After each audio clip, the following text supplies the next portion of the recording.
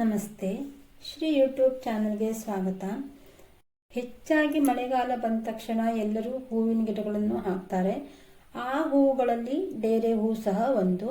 ಎಷ್ಟೋ ಜನರಿಗೆ ಈ ಹೂವು ಅಂದರೆ ತುಂಬ ಇಷ್ಟ ಇರುತ್ತೆ. ಆದರೆ ಈ ಗಿಡವನ್ನು ಮಾಡೋದು ಹೇಗೆ, ಇದನ್ನು ಮೇಂಟೈನ್ ಮಾಡುವುದು, ಹಾಗೆಯೇ ಈ ವರ್ಷ ತಂದಂಥ ಗಿಡವನ್ನು ಮುಂದಿನ ವರ್ಷಕ್ಕೆ ಮತ್ತೆ ನಾವು ಅದನ್ನ ಸೇವ್ ಮಾಡ್ಕೊಳ್ಳೋದು ಎಲ್ಲದೂ ಕಷ್ಟ ಆಗತ್ತೆ. ಆದರೆ ಅದೆಲ್ಲವಕ್ಕೂ ಒಂದು ಪರಿಹಾರ ಅಂದರೆ ಏನು ಮಾಡ್ತೀನಿ ಅಂತ ನಾನು ಹೇಳ್ತೀನಿ.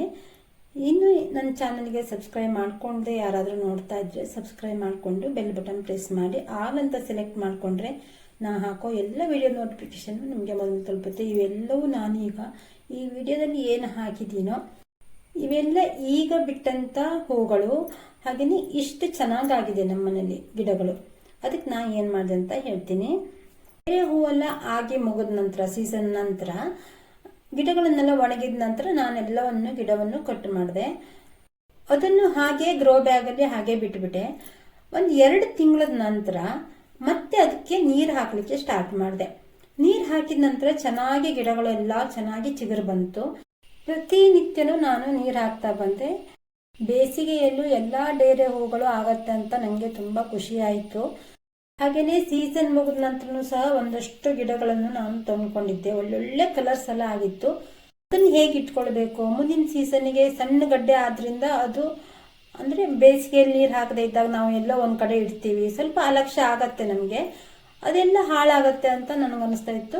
ಅದನ್ನು ಸಹ ನಾನು ನೆಲದಲ್ಲಿ ಮಣ್ಣನ್ನು ಈ ರೀತಿ ಸ್ವಲ್ಪ ಹೈಟ್ ಮಾಡಿಕೊಂಡೆ.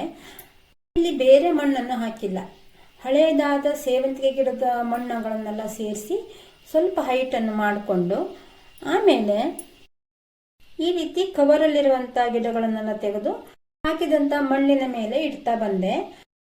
ಈ ರೀತಿಯಾಗಿ ಗಿಡವನ್ನು ನೆಡೋದ್ರಿಂದ ನಮಗೆ ಈಗಲೂ ಸ್ಟಾರ್ಟಿಂಗಲ್ಲೇ ಬೇಗ ಹೂ ಬರಲಿಕ್ಕೆ ಸ್ಟಾರ್ಟ್ ಆಗುತ್ತೆ. ಹೆಚ್ಚಾಗಿ ಆಷಾಢ ಮಾಸದಲ್ಲಿ ಹೂವೆಲ್ಲ ಕಡಿಮೆ ಇರುತ್ತೆ. ಆಗ ನಮಗೆ ದೇವ್ರ ಪೂಜೆಗೆಲ್ಲ ಹೂವು ಸಿಗುತ್ತೆ. ಮತ್ತೆ ಈ ರೀತಿ ಡೇರೆ ಗಿಡಗಳನ್ನು ನೆಡೋದ್ರಿಂದ ವರ್ಷ ಪೂರ್ತಿ ಡೇರೆ ಹೂವನ್ನು ಕಾಣಬಹುದು.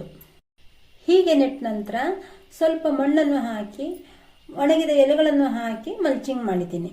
ಎಷ್ಟೋ ಜನರಿಗೆ ಅನಿಸ್ಬೋದು ಬೇಗ ಹೂ ಬಿಟ್ಟು ಮುಗಿದೋಗುತ್ತೆ, ಆಮೇಲೆ ಹೂವಿರಲ್ಲ ಹಬ್ಬಕ್ಕೆ ಅಂತ ಅನಿಸ್ಬೋದು. ಇಲ್ಲ, ಹೂ ಬಿಟ್ಟ ನಂತರ ಅದನ್ನು ಕಟಿಂಗ್ ಮಾಡಿದಾಗ ಸಣ್ಣ ಸಣ್ಣ ಸಸಿಗಳೆಲ್ಲ ದೊಡ್ಡದಾಗಿ ಅದು ಹೂ ಬಿಡಲಿಕ್ಕೆ ಸ್ಟಾರ್ಟ್ ಆಗುತ್ತೆ. ಹೀಗೆ ಡೇರೆ ಗಿಡಗಳನ್ನು ನೆಡೋದ್ರಿಂದ 1 ವರ್ಷ ತಂದಂಥ ಗಿಡವನ್ನು ಯಾವಾಗಲೂ ನಾವು ಇಟ್ಕೋಬಹುದು. ಅಂದರೆ ಅದು ಗಡ್ಡೆ ಒಣಗ್ತು, ಗಡ್ಡೆ ಗೆದ್ದಲು ತಿಂತು, ಯಾವ ಪ್ರಾಬ್ಲಮ್ಮು ಇರಲ್ಲ. ನೀರು ಮತ್ತೆ ನೆಲ 2 ಇದ್ದರೆ ಈ ರೀತಿ ಗಿಡವನ್ನು ಬೆಳೆಸೋದು ಉತ್ತಮ ಅಂತ ನನಗನ್ಸುತ್ತೆ. ನನಗೂ ತುಂಬ ವರ್ಷದಿಂದ ನಾನು ಡೇರೆ ಗಿಡಗಳನ್ನು ಮಾಡಬೇಕು ಅನ್ಕೋತಿದ್ದೆ. ಆದರೆ ನನಗೆ ಅದಕ್ಕೆ ಗ್ರೋ ಬ್ಯಾಗಿಗೆ ಮಣ್ಣು ತುಂಬಬೇಕು, ಅದನ್ನು ಇಡಬೇಕು, ಆಮೇಲೆ ಮತ್ತೆ ಮಣ್ಣು ಎಲ್ಲ ತೆಗೆದು ಅದನ್ನೆಲ್ಲ ನೀಟಾಗಿ ಗಡ್ಡೆಗಳನ್ನು ಉಳಿಸ್ಕೋಬೇಕು, ಎಲ್ಲ ಪ್ರಾಬ್ಲಮ್ ಅಂತ ನಾನು ಈ ಗಿಡವನ್ನು ಸ್ವಲ್ಪ ಕಡಿಮೆ ಅಂದರೆ ಮಾಡ್ತಾ ಇರಲಿಲ್ಲ. ಎಲ್ಲ ಗಿಡವನ್ನು ನನ್ನ ವಿಡಿಯೋದಲ್ಲಿ ಎಲ್ಲ ಗಿಡಗಳನ್ನು ನೀವು ನೋಡಿರ್ತೀರ, ಆದರೆ ಈ ಗಿಡಗಳನ್ನು ನಾನು ಮಾಡಿರಲಿಲ್ಲ. ಈಗ ನನಗೆ ಅನಿಸ್ತು ತುಂಬ ಈಸಿ. ಹೇಳಿ, ನೀವು ಏನಾದರೂ ನಿಮ್ಮ ಮನೆಯಲ್ಲಿ ಏನಾದರೂ ನಿಮಗೆ ನೀರು ಮತ್ತೆ ಜಾಗ ಇದೆ ಅಂದರೆ ಇದೇ ರೀತಿಯಾಗಿ ಸುಲಭವಾಗಿ ಡೇರೆ ಗಿಡಗಳನ್ನು ಮಾಡಬಹುದು. ಆದರೆ ಎಷ್ಟೋ ಜನ ತುಂಬ ಡೇರೆ ಗಿಡಗಳನ್ನು ಮಾಡ್ತಾರೆ, ಆದರೆ ಅವರಿಗೆಲ್ಲ ನಾ ಹೇಳ್ತಿರೋದು, ನನ್ನಂಥವ್ರು ಯಾರಾದರೂ ಇದ್ದರೆ ಗಿಡ ಮಾಡೋದು ಕಷ್ಟ ಅನಿಸಿದ್ರೆ ಈ ರೀತಿ ಮಾಡೋದ್ರಿಂದ ತುಂಬ ಸುಲಭವಾಗಿ ಗಿಡಗಳನ್ನು ಬೆಳಿಬಹುದು. ಈ ರೀತಿ ನೆಲದಲ್ಲಿ ಹಾಕೋದ್ರಿಂದ ಮತ್ತು ಒಂದು ಬೆನಿಫಿಟ್ ಅಂದರೆ ಮಳೆಗಾಲದಲ್ಲಿ ಮಧ್ಯದಲ್ಲಿ ಮಳೆ ಇಲ್ಲ ಅಂದ್ರೂ ಗಿಡಗಳು ಬೇಗ ಒಣಗಲ್ಲ, ಜಾಸ್ತಿ ದಿನದ ತನಕ ಹೂ ಬರ್ತಾನೆ ಇರ್ತದೆ. ಮನೆ ಹತ್ರ ಜಾಗ ಇಲ್ಲ ಅಂದ್ರೂ ಎಲ್ಲಾದ್ರೂ ತೋಟದ ಹತ್ರ ಎಲ್ಲ ನಾವು ಈ ಗಿಡವನ್ನು ಹಾಗೆ ಇದೇ ತರ ನೆಡ್ತಾ ಬಂದ್ರೆ ಮತ್ತೆ ಮಳೆಗಾಲ ಬಂದ ತಕ್ಷಣ ನಾವು ತಂದು ನೆಟ್ಕೊಳ್ಳೋದ್ರಿಂದನೂ ಅದು ಒಂದು ಬೆನಿಫಿಟ್ ಆಗತ್ತೆ. ಯಾಕೆಂದ್ರೆ ಆ ಗಡ್ಡೆಗಳನ್ನು ಇಡೋದ್ರಕ್ಕಿಂತ ನನಗೆ ಈ ರೀತಿ ನೆಟ್ಟುಕೊಂಡ್ರೆ ಉತ್ತಮ ಅನ್ಸುತ್ತೆ. ಇಲ್ಲಾಂದ್ರೆ ಗಡ್ಡೆಗಳನ್ನು ಒಂದಷ್ಟು ಇಟ್ಟು ನಾವು ಕೆಲವೊಂದೊಂದು ಗಿಡ ಒಳ್ಳೊಳ್ಳೆ ಗಿಡಗಳನ್ನು ಒಂದಷ್ಟು ಗಿಡಗಳನ್ನು ತೋಟದ ಸೈಡಲ್ಲಿ ನಾವು ನೆಟ್ಟಿಟ್ಕೊಂಡು ತೋಟ ಇದ್ರೆ ಹತ್ರ ಇದ್ರೆ ನೀರು ಹಾಕ್ತೀರಾ ಅಂದ್ರೆ ಆ ರೀತಿಯಾಗೂ ಬೆಳೆಸ್ಕೋಬಹುದು. ನನ್ನ ಹಿಂದಿನ ವಿಡಿಯೋದಲ್ಲಿ ಕೆಲವೊಂದೊಂದು ಒಳ್ಳೊಳ್ಳೆ ವಿಡಿಯೋಸ್ಗಳೆಲ್ಲ ಇದೆ, ಯಾರಿಗಾದ್ರೂ ಯೂಸ್ ಆಗತ್ತೆ ಅಂದ್ರೆ ನೋಡಿ.